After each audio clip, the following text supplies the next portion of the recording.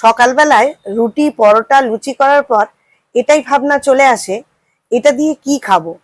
তার সমাধান করতে আজ নিয়ে এলাম একদম নিরামিষভাবে তৈরি করা মিষ্টির দোকানের মতো আলু দিয়ে ছোলার ডাল।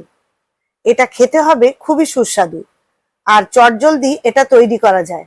আজ আমি লুচির সাথে এই রেসিপিটি তৈরি করলাম, ভাবলাম আপনাদের কাছে শেয়ার করি। চলুন শুরু করা যাক আলু ছোলার ডাল দিয়ে নিরামিষ রেসিপি।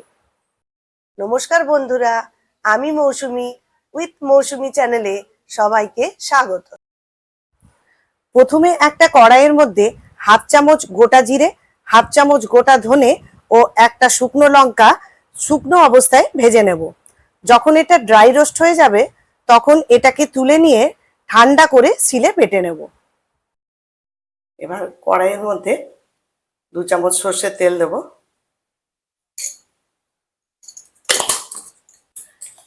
এবার কড়াইয়ের মধ্যে একটা তেজপাতা, একটা শুকনো লঙ্কা একটু ফাটিয়ে নিয়েছি, আর হাফ চামচ গোটা জিরে ফোড়ন দেব।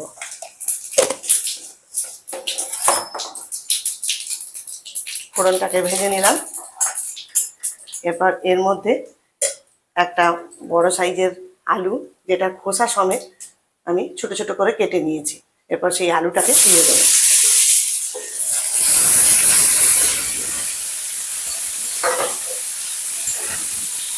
আলুটাকে একটু লাল লাল করে হাই ফ্লেমে ভেজে নেব।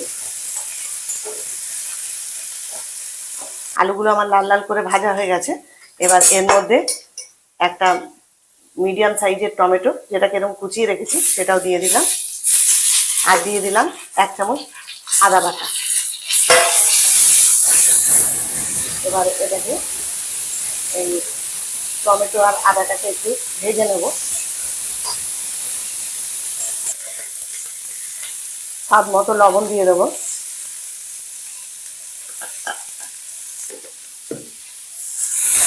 এতে টমেটোটা তাড়াতাড়ি গলেও যাবে।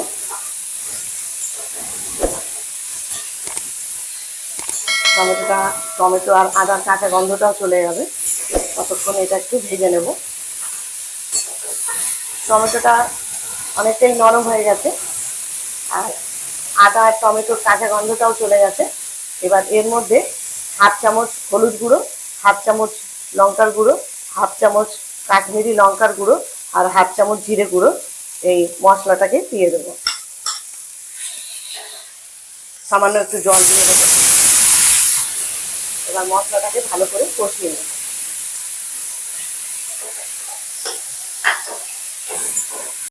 এখানে ছোট বাটির 1 বাটি ছোলার ডাল আমি প্রেসার কুকারে সেদ্ধ করে রেখেছিলাম, আর সেই ছোলার ডালটাকেও আমি দিয়ে দেব। আবার একটু নাড়াচাড়া করে নেব। আমি এখানে একটু গরম জল দিয়ে দিয়েছি।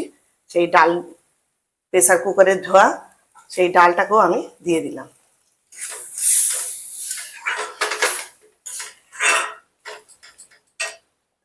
বলে দিচ্ছি। আর প্রেসার কুকারে সব ডালটা আমি ঢেলে দিলাম।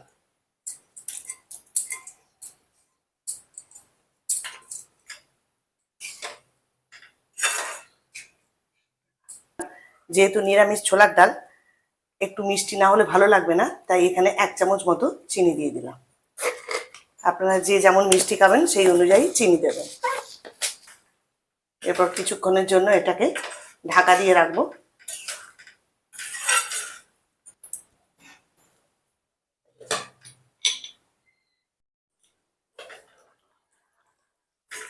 সম্পূর্ণভাবে আলু দিয়ে ছোলার ডাল আমার হয়ে গেছে।